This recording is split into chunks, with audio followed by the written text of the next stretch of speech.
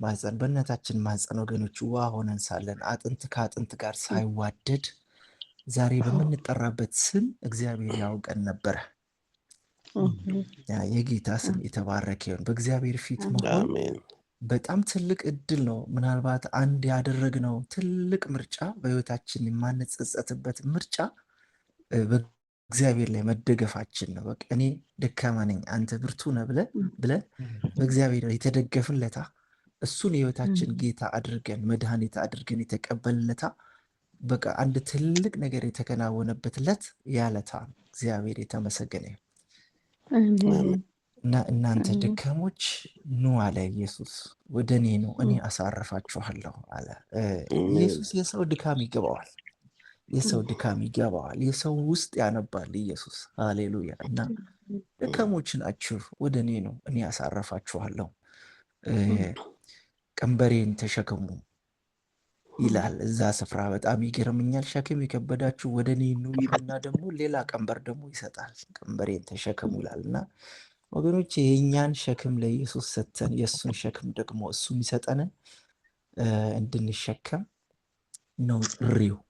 የዓለምን ቅራቅንቦ የዓለምን ሸክም ሳንወደው የተሸከምነውን ያጎበጠንን ሸክም ሁሉ ዛሬ ለኢየሱስ ሰጥተን ቀሊል የሆነውን የፍቅር የሆነውን በጣም እንጆይ የምናደርግበትን የክርስቶስን ሸክም ደግሞ ቀንበሩን እንድንሸከም ነው ጥሪው።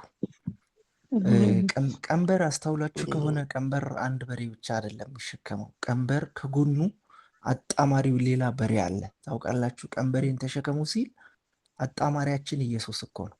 በቃ አንዱ በኩል አንዱ ጎን ላይ ቀንበሩን የተሸከመው ኢየሱስ ነው፣ አንዱ ጎን ላይ እኛ ነን። ስለዚህ ጥሩ ገበሬ ሲያርስ አዲስ በሬን ከኤክስፒሪየንስ ካለው በሬ ጋር ነው የሚያጠምደው። አዲሱ በሬ እንትን ሲል ያኛው በሬ ይገራዋል እና ይመልሰዋል። ኤክስፒሪየንስ አለው። ቀስ ብሎ ነው የሚሄደውና ወገኖች ኢየሱስ ክርስቶስ ከኢየሱስ ክርስቶስ ጋር እንሄዳለን፣ እናርሳለን፣ እናገለግላለን። ሃሌሉያ። አክቹሊ አሁን የመልእክቴ ክፍል አይደለም፣ ግን ወደ ውስጤ ስለመጣ ነው ዝም ብዬ የምናገረውና ኢየሱስ ጌታ ነው። ኢየሱስ ቀንበር ሲያሸክመን ወገኖች አጣማሪያችን ኢየሱስ ነው። ራጃላ ባዴና ማሰብ። እስቲ አጭር ጸሎት እንጸልይ ስለ ቃሉ። ጌታ ሆይ ስለዚህ ጊዜና ሰዓት በኢየሱስ ክርስቶስ ስም እናመሰግንሃለን። ጌታ ሆይ ሰዎችን የሚያቆመው ቃልህ ነው በእውነት ሰዎችን የሚመልሰው ቃልህ ነው በእውነት ጌታ ሆይ ሰዎችን የሚቀድስ የሰዎችን ውስጥ የሚደርስ ሰዎችን የሚለውጥ ቃልህ ነው ጌታ ሆይ። በዚህ ምድር ላይ ምንም አይለውጥም ጌታ ሆይ። ምናልባት ነግደን ሰርተን በምናገኘው ብር ገዝተን የምንለብሰው ልብስ ውጫችንን ያሳምራል። የምንበላው ምግብ ውጫችንን ያሳምራል። ቃልህ ግን የሰውን ውስጥ ይቀይራል። በጌታ በኢየሱስ ክርስቶስ ጌታ ሆይ ውስጥን የሚቀይር የሰዎችን ታሪክ የሚቀይር ቃልህ በዚህ ሰዓት በኢየሱስ ክርስቶስ ይገለጥ እና እናመሰግንሃለን። በጌታ በኢየሱስ ክርስቶስ አሜን። እግዚአብሔር የተመሰገነ ይሁን። ለማቴዎስ ወንጌል ኢየሱስ የተናገረው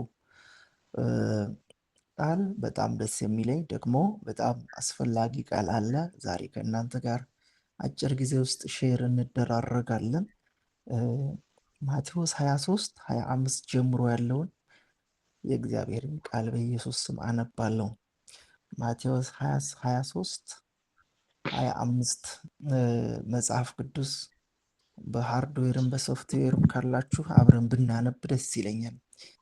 ምክንያቱም አንድም የሚያጸድቀን መጽሐፍ ቅዱስን ማንበብ ነው እና የሚያነቡ የሚያደርጉ የሚሰሙ ብፁዓን ናቸው ይላል እና አንድም ብፅዕና መጽሐፍ ቅዱስን ማንበብ በራሱ ብፅዕና ነው ወገኖች።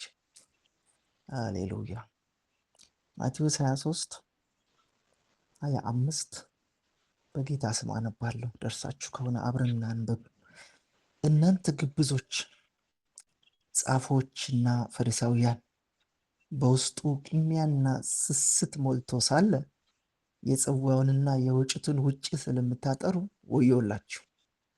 እናንተ እውሮች አንተ እውር ፈሪሳዊ፣ ውጭው ደግሞ ጥሩ እንዲሆን አስቀድመህ የጽዋውንና የወጭቱን ውስጡን አጥራ። እናንተ ግብዞች ጻፎችና ፈሪሳውያን፣ በውጭ አምረው የሚታዩ በውስጥ ግን በኖራ የተለሰኑ መቃብሮችን ስለምትመስሉ ወዮላችሁ። እንዲህ እናንተ ደግሞ በውጭ ለሰው እንደ ጻድቃን ትታያላችሁ፣ በውስጣችሁ ግን ግብዝነትና አመፀኝነት ሞልቶባችኋል እያለ ይናገራል ኢየሱስ ክርስቶስ። ለሃይማኖተኞች ነው ኢየሱስ ይህንን እየተናገረ ያለው። ለፈሪሳውያን፣ ለኦሪት አስተማሪዎች፣ ለጸሐፎች፣ በጣም ኤክስፒሪንስ ስላላቸው ከኛ በላይ ለአሳር ለሚሉ በውጩ ዓለም ፊዚካሊ ከውጭ አምረው ደምቀው መታየትን ለሚፈልጉ የአደባባይ ኑሮ መኖር ለሚወዱ ሌላ መንገድ ደግሞ ሲያሳይ ነው የምናየው ኢየሱስ ክርስቶስ። ታስታውሳላችሁ በዮሐንስ 2 ላይ ቃና ዘገሊላ ላይ ኢየሱስ ክርስቶስን በተጋበዘበት እዛ ሰርግ ላይ 6 የመንጻት የድንጋይ ጋኖች ይላል ውሃ የተሞሉ የአይሁዳውያን ፒውሪፊኬሽን ሎው የሚሉት የመንጻት ህግ ታውቃላችሁ። አይሁዳዊ እጁን ሳይታጠብ እግሩን ሳይታጠብ አይውልም አያድርም እና በመታጠብ ያምናሉ። በፊዚካል ያምራሉ። ከውጭ ባለው ነገር ያምናሉ። አንድ አይሁዳዊ አንድ ዕቃ ከገበያ ገዝቶ ሳያጥበው ወደ ቤቱ አያስገባ። ምክንያቱም በዚህ ኤክስቼንጅ ሂደት ውስጥ አንድ አህዛብ ነክቶ ይሆናል ብሎ ስለሚያስብ፣ ረክሳለሁ ብሎ ስለሚያስብ አጥቦ አይቶ ጠርጎ ምን ብሎ ነው ወደ ቤቱ የሚያስገባውና ቅድስና በዛ ይመስላቸዋል። እና አንድ ጊዜ ኢየሱስ ክርስቶስን ደቀ መዛሙርትህ እንዴት በሰንበት ይበላሉ፣ እንዴት እሸት ቀጥፈው ይበላሉ ብሎ ሲል ኢየሱስ ክርስቶስ ሌላ መንገድ ሲያሳያቸው ደግሞ እናያለን። ወደ ውስጥ የሚገባ እኮ አይደለም የሚያረክሰው፣ ከውስጥ የሚወጣ ነው የሚያረክሰው እያለ ሌላ መንገድ ያሳያቸው ነበር ኢየሱስ ክርስቶስ። እና በውጭ ያምናሉ፣ ታውቃላችሁ፣ በውጭ ያምናሉ። ኢየሱስ ክርስቶስ ደግሞ ክርስትናን የልብ ነው ያደረገው። ክርስትና ማለት ወገኖች የልብ ጉዳይ ነው። ክርስትና አስተሳሰብ ነው። ክርስትና ውጫዊ አይደለም፣ ውስጣዊ ነገር ነው። ክርስትና የውጭ ሰውነት ነው። ጳውሎስ ይናገራል፣ የውጩ ሰውነታችን ዕለት ዕለት ቢጎድፍ ቢደክም እንኳን የውስጥ ሰውነታችን ደግሞ ይታደሳል ይላል። ታውቃላችሁ፣ የውስጥ ሰውነት መታደስ የሚችል ዕለት ዕለት የሚታደስ ሰውነት ነው። ክርስትና ይታደሳል ወገኖች። እና ከውጭ ጽድቅ የሚገኝ ይመስላቸዋል። በጣም ህግ ላይ ያጠብቃሉ። ወገኞች ናቸው። አስራት ታወጣላችሁ፣ ሌላውን ግን አትጠብቁም። ሌላ ህግም እየጠበቃችሁ አስራትን ብታወጡ ነበረ ጥሩ እያለ ኢየሱስ ክርስቶስ በጣም ይናገራቸዋልና ወገኖቼ ክርስትና የልብ ጉዳይ ነው። ለቀደሙት አትግደል እንዳለ ሰምታችኋል አለ ኢየሱስ ክርስቶስ። የቀደሙት በመግደል ያምናሉ። ድንጋይ ይዘው ነው የሚዞሩት። ትንሽ ህግ ላልቷል፣ ህግ ተጥሷል ብለው ያመኑበት ነገር ካለ ወገኖች በድንጋይ ወግረው ይገላሉ። የመግደል አቅም አላቸው፣ ይገላሉ፣ ገዳዮች ናቸው። እና ኢየሱስ ክርስቶስ ወደ ውስጥ ሲያስገባ ግን እኔ ግን እላችኋለሁ ወንድሙን የሚጠላ ሁሉ ነፍሰ ገዳይ ነው። አያችሁ፣ ክርስትናን ወደ ውስጥ አመጣው ማለት ነው። አጠበቀው ኢየሱስ ክርስቶስ። አታመንዝር እንዳለ ተብሎ እንደተጻፈ ሰምታችኋል። ወደ ሴት ያየ የተመኛትም ከእሷ ጋር መነዘረ፣ ወደ ውስጥ አመጣው ማለት ነው። ማመንዘር ውጫዊ ነው፣ ውጫዊ አካላዊ ግንኙነት ነው። መመኘት ግን ውስጣዊ ነገር ነው፣ ሀሳብ ነው። እና ክርስትና የሀሳብ ዓለም ነው ወገኖቼ። ክርስትና ሀሳብ ነው እና ወደ ውስጥ ነው ያመጣው ኢየሱስ ክርስቶስ። በመታጠብ የሚጸድቁ ይመስላቸዋል። የአደባባይ ላይፍ ነው የሚኖሩት። አደባባይ ላይ ቆመው ይጸልያሉ፣ ድምፃቸውን ከፍ አድርገው የከበሬታ ስፍራ ይወዳሉ። ውጫዊ ናቸው። እና ወገኖቼ ወደ እኛ ዘመን አሁን ወዳለንበት ዘመን ይህንን ቃል ብናመጣው ብንለካው እስቲ ምን ይመስላል? የአሁኗን ቤተ ክርስቲያን የአሁኑን አገልጋዮች ያለውን ነገር ብናይ ምን ይመስላችኋል? እኔ ለማየት ሞክሬ የነበረ ወገኖቼ፣ በጣም ያሳዝናል። ቤተ ክርስቲያን ልክ እንደ ፈሪሳዊ፣ ልክ እንደ ጻፎች ኢየሱስ ክርስቶስ እንደወቀሳቸው ግብዝ እንዳላቸው ቤተ ክርስቲያን የአደባባይ ላይፍ ነው እየኖረች ያለችው። ታውቃላችሁ፣ ጸሎቱ የአደባባይ ነው። ጾም ጸሎት ይዘናል፣ 40 ቀን ይላሉ፣ አጋንንት ያስወጣሉ። አደባባይ ላይ ነው። ታውቃላችሁ፣ በስምህ አጋንንትን አላስወጣንም እኔ ብለው ሲሉት እውነት እውነት እላችኋለሁ አላወቅኳችሁም ብሎ የመለሰው እፈራለሁ። በጣም ያስፈራል በእውነት። አደባባይ ላይ በጣም ብዙ ሰው ያለው አደባባይ ላይ ነው። ኢየሱስ ክርስቶስ ግን አደባባይ ላይ አይደለም፣ ውስጥ ነው ያለው፣ ውስጥ ነው ያለው። አንተ ግን ስትጸልይ ወደ እልፍኝ ግባ፣ በሩን ዝጋ፣ በስውር ለሚያየባት በግልጥ ለሚያየባት በስውር ደግሞ የተናገርከውን በግልጥ ይከፍልሃል ይል ነበርና ብዙ ድምፆች የበዙበት ዘመን፣ የአደባባይ ጩኸት የበዛበት ዘመን፣ ደግሞ የማንደመጥበትም ዘመን አሁን ነው። በእውነት አሁን ኢየሱስ ክርስቶስ በእኛ ዘመን ቢኖርና ቢያገለግል ምን ብሎ የሚያገለግል ይመስለናል? ሰዎች አደባባይ ላይ ናቸው። በእውነት ሰዎች በውጩ ዓለም ላይ ናቸው። ሰዎች በሚታይ ዓለም ላይ ናቸው። ቤተ ክርስቲያን በህንፃ በሚታይ ዓለም ብዙ ጋጋታ ወገኖቼ፣ ነፍሳት ሰዎች ላይ የምትሰራ ቤተ ክርስቲያን አለች በዚህ ዘመን። በር ዘግታ የምትሰራ ወደ ውስጥ ገብታ ወደ ቅድስተ ቅዱሳን የምትገባ ቤተ ክርስቲያን አለች? አለን አገልጋዮች? በእውነት ህይወታችንን እንይ እስቲ። እውነት የቅድስተ ቅዱሳን ህልውናው ክብሩ የሚገኝበት ነው የምንውለው ወይስ አደባባይ ላይ ነው የምንውለው? በጣም የኢየሱስ ክርስቶስ አገልግሎት ሰዎችን ቻሌንጅ ያደርጋል። እናንተ ግብዞች፣ የኦሪት ሕግ መምህራንና ፈሪሳውያን ወዮላችሁ! ከአዝሙድና ከእንዝላል ከከሙንም አስራት እየሰጣችሁ በሕጉ ግን ዋነኛ የሆኑትን ማለትም ፍትህን እና ምሕረትን ታማኝነትን ግን ንቃችኋል እና እነዛን ሳትተዉ እነዚህን ደግሞ ማድረግ በተገባችሁ ነበረ።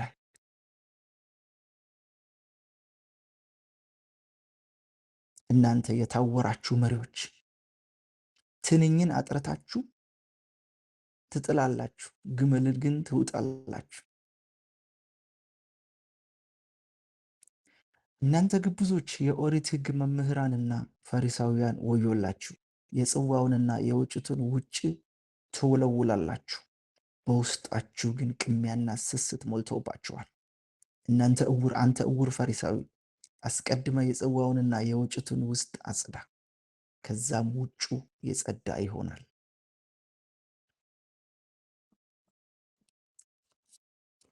ኢየሱስ ክርስቶስ ውጫዊ የሆነውን የሚታይ የሆነውን አስተሳሰብ ወደ ውስጣዊ እያመጣ ነው።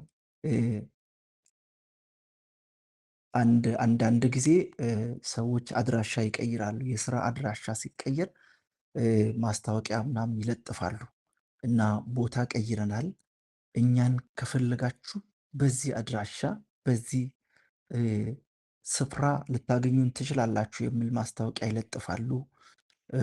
ወገኖቼ ኢየሱስ ክርስቶስ እዚህ ጋር የአድራሻ የቦታ ለውጥ እንደተደረገ ነው። ሌላ መንገድ ነው እያሳያቸው ያለው። ሌላ መንገድ ነው እያሳያቸው ያለው።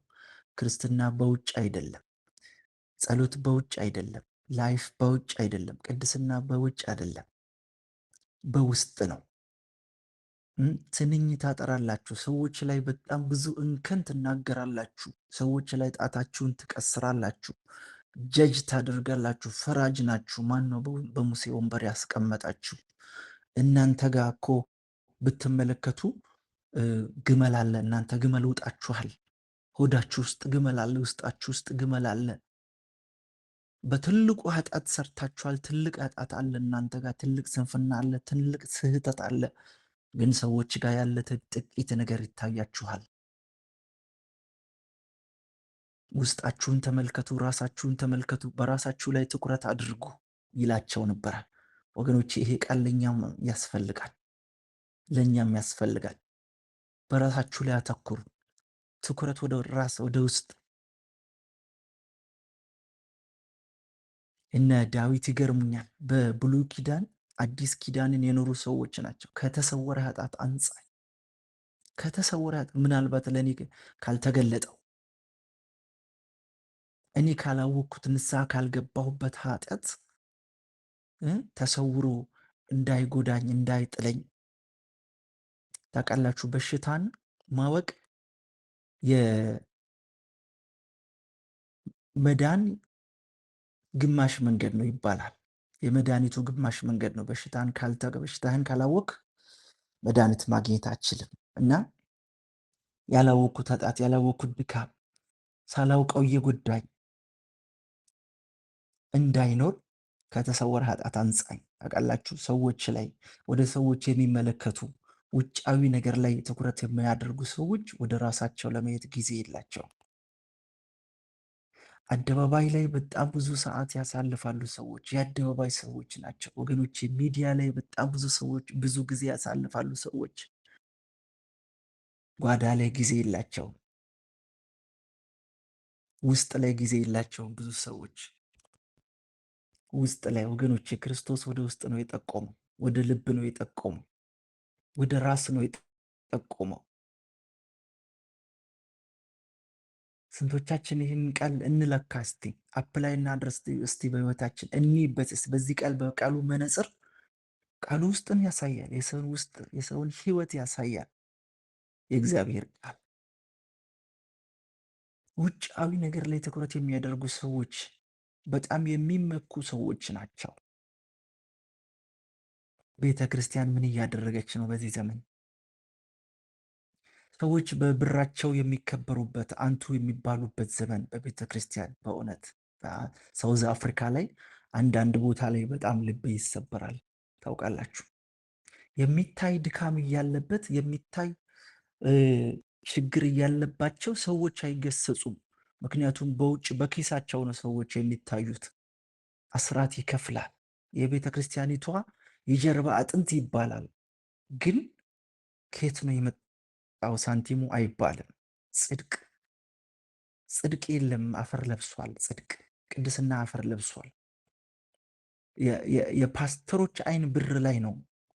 ሰዎችን በጸጋ ሳይሆን በሀብታቸው በኪሳቸው ያከብራሉ።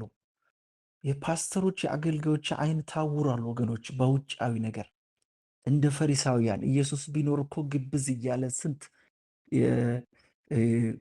ይገስጻቸው ነበረ። በእውነት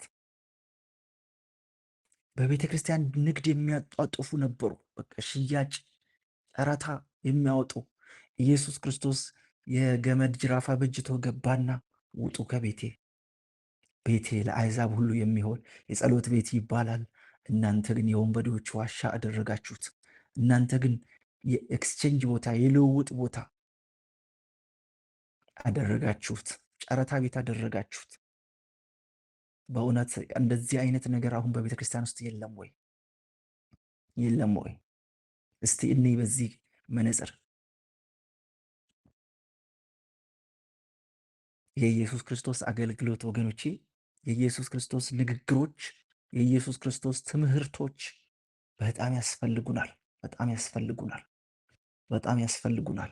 ሌላ አቅጣጫ ነው ያሳየው እኮ፣ ሌላ አቅጣጫ ታውቃላችሁ፣ አካሄዳቸውን ከእግዚአብሔር ጋር ያደረጉ ሰዎች ነበሩ። ዓለም ሁሉ በዚህ አቅጣጫ ሲሄድ፣ እነሱ ግን ጥቂት ሰዎች በሌላ አቅጣጫ የሄዱ ሰዎች ነበሩ። እነ ኖህ እነ ሄኖክ አካሄዳቸውን ከእግዚአብሔር ጋር ያደረጉ ሰዎች ነበሩ። እነ አብርሃም በብሉይ ኪዳን እየኖሩ በትንሣኤ ያመኑ ሰዎች ነበሩ። አቅጣጫ ወገኖች፣ ክርስትና አቅጣጫ ሌላ ዳይሬክሽን ነው። ውስጣዊ ማንነትን ወገኖች፣ የሀሳብ ዓለም ነው ክርስትና። ታውቃላችሁ፣ እግዚአብሔር ሙሴን ወደ ሲና ተራራ ጠራና በድንጋይ ጽላት የተጻፈ ትእዛዝ ሰጠ። በእጁ ነው የሰጠው፣ በእጁ ነው የተቀበለው። በእጅ የሚደረግ ነው ወገኖች፣ የሚደረግ ነው፣ የሚሰራ ነው፣ ተሰርቶ የሚጸደቅ ነው። ህጉ የሚሰራ ነው። ህጉ በእምነት የሚጸደቅ አይደለም። እና በአዲስ ኪዳንስ ህግን በልቦናቸው ጽፋለሁ አለ። ያው ህግ ራሱ ነው ወገኖቼ፣ ከድንጋይ ጽላት ወደ ልብ ሲቀየር አያችሁ። ስለዚህ የሚደረግ አይደለም፣ የሚታመን ነው፣ በእምነት የሚኖር ነው። የአቅጣጫ ለውጥ ነው የተደረገው። የአድራሻ ለውጥ ነው የተደረገው ወገኖች። ኢየሱስ አደባባይ ላይ የለም። ኢየሱስ ከውጭ የለም። ኢየሱስን ማግኘት ከፈልጋችሁ ወደ ውስጥ ግቡ፣ ወደ ልባችሁ ግቡ፣ ወደ ቅድስተ ቅዱሳን ግቡ ወገኖች። ቤተ ክርስቲያን ወደ ውስጥ አልገባችም። አደባባይ ላይ ነው በጣም ትርምሱ ያለው። በጣም ብዙ ነገር አደባባይ ላይ ነው ያለው። በውጩ ዓለም በሚታይ ዓለም ነው ያለው ወገኖቼ። ክርስትና ውስጥ ነው ያለው። ጌታ ግን ውስጥ ነው ያለው። ወደ ልባችሁ ግቡ፣ ወደ ልባችሁ ተመለሱ፣ ወደ ቃሉ ተመለሱ ወገኖች። ከስርዓት ውጡ፣ ከሃይማኖተኝነት ውጡ ወገኖች።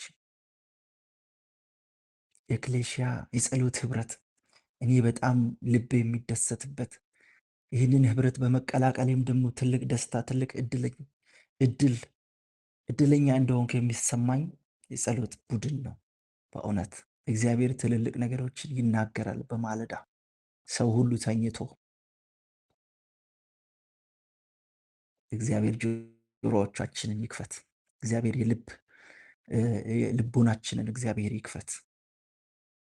ክርስትና ወገኖች ሌላ አቅጣጫ ነው። የለም ከውጭ የለም። ኢየሱስ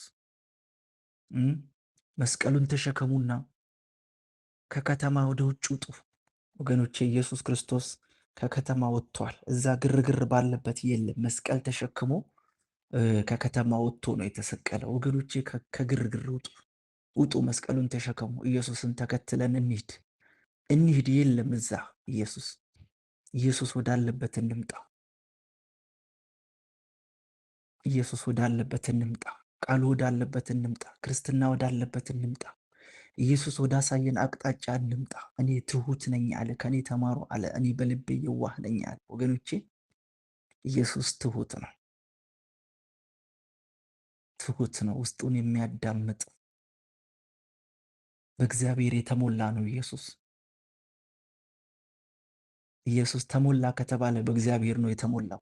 ኢየሱስ ክርስቶስ ጎደለ ከተባለ ከስጋዊነት ነው የጎደለው፣ ከዓለም አስተሳሰብ ነው የጎደለው። ታውቃላችሁ፣ በሰው ምሳሌ ሆኖ ራሱን ባዶ አደረገ ይላል። ደግሞ ጸጋንና እውነትን ተሞልቶ በእኛ አደረ ይላል። ተመሳሳይ ኢየሱስ አንድ ቦታ ላይ ራሱን ባዶ አደረገ ይላል፣ አንድ ቦታ ላይ ደግሞ ተሞልቶ ይላል።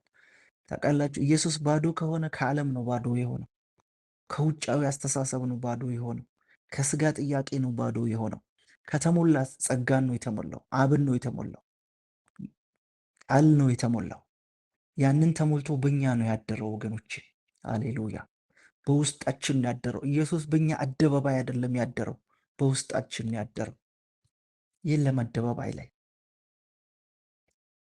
ወደ መገናኛው ድንኳን ትዝ ይላችኋል፣ የማደሪያው ድንኳን እና እኛ ነን እኮ ወደ ውስጣችን ነው የገባው ኢየሱስ ክርስቶስ። አዲሱ የማደሪያ ድንኳን አንተ ነህ፣ የክርስቶስ መኖሪያ ውስጥህ ነው የገባው ኢየሱስ፣ የለም ከውጭ።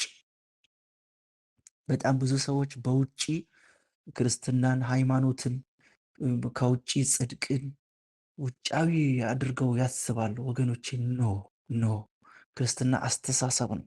ክርስትና ውስጥ ነው። ክርስትና ልብ ነው ወገኖች። ክርስትና የአቅጣጫ ለውጥ ነው ወገኖች። ዳይሬክሽን ተቀይሯል። ቦታ ተቀይሯል። አድራሻ ተቀይሯል።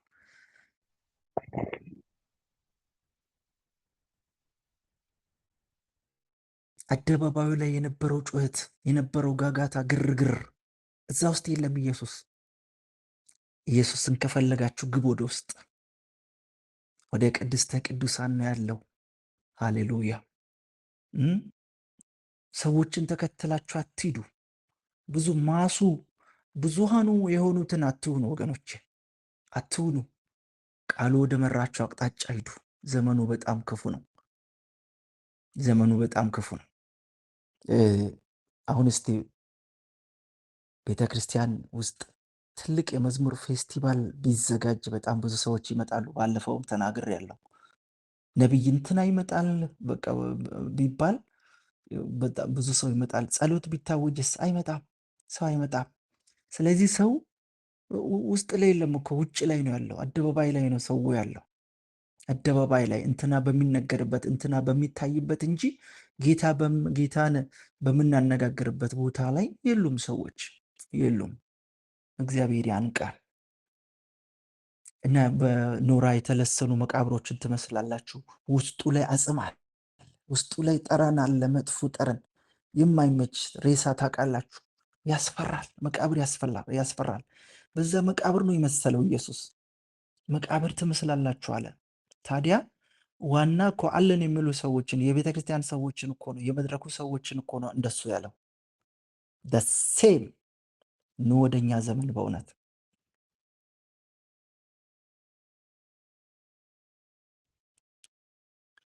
ወገኖቼ ከግርግር ውጡ፣ ከጩኸት ውጡ፣ በማስተዋል ሁኑ። አስተውሉ እንጂ ሞኞች አትሁኑ። በአእምሯችሁ መለወጥ ተለውጡ እንጂ ይህንን ዓለም አትምሰሉ። እነዚህ የኢየሱስ ክርስቶስ ንግግሮች፣ ምሳሌዎች፣ ትምህርቶች፣ ቃሎች ጸጋን የተሞሉ ናቸው። የሰዎችን ውስጥ የመቀየር አቅም አላቸው። ሃሌሉያ። ስለዚህ ወደ እሱ እንምጣ፣ ወደ ምክሩ እንመለስ፣ ወደ ቃሉ እንመለስ።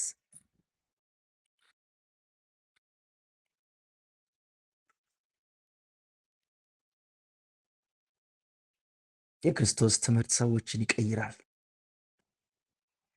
ቃሉ ሰዎችን ይቀይራል ወገኖቼ።